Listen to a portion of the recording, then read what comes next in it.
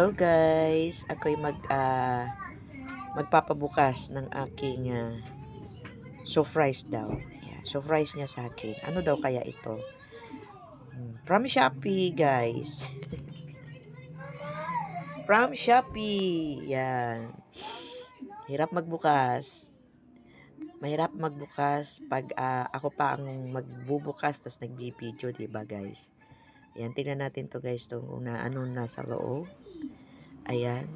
Hindi ko maano yung hindi ko binasa kasi kung ano yung nandun sa loob, ano na yan, sa katawan.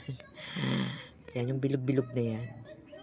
Ayun, tingnan natin guys, kung ano ito, nabili niya, surprise daw.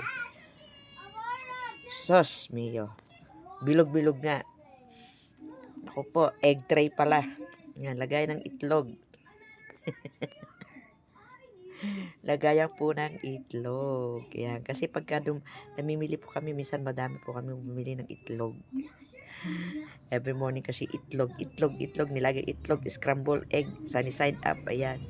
So, bali, ano yan, isang dosena. Ilan ba yan? Oo. Isang dosena, di 24. Kailangan laging puno ito para magandang tingnan na mayroong itlog. Yung tray. Ayan. O, diba? Ang cute naman. O, ayan na.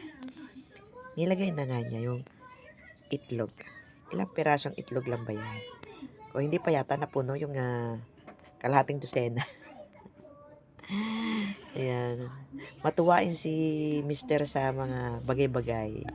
Oh, yeah, mahilig din sa mga cute. Oh, paano yung yung tubigan dyan sa ref? Kaya lang namang problema kami. Yung tubigan. Paano namin lalagay yung mga tubig? So, yun guys. So, paano nga ba? Walang laman yung ref na. Pag tinaasa mo naman dyan, hindi ba lamang kung saan ilalagay? Hindi magkasya dun sa may man sa ilalim. So, limit na yung mga water dyan. So, ayan, naisipan na lang namin na ibaba na lang yung isa, ay itaas yung isa, at ibaba yung isa.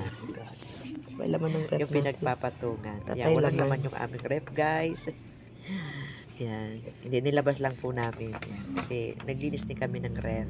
Lipat ko na lang siya dito sa taas. So, ayan guys. Dito, para makalagay ako nakapwesto ng na po siya. mga tubig. Tapos ayun po yung tubig. Nadagdagan lang. So, ayan guys. Nadagdagan na lang ng mga tubig yan. So, that's it lang guys. Na-flex lang tong egg tray na ito. Ref namin. Nabawasan na po yan. Ginamit ko po. So, ayan guys. Maraming salamat sa inyo. And shoutout na lang po. And thank you sa inyong panunod.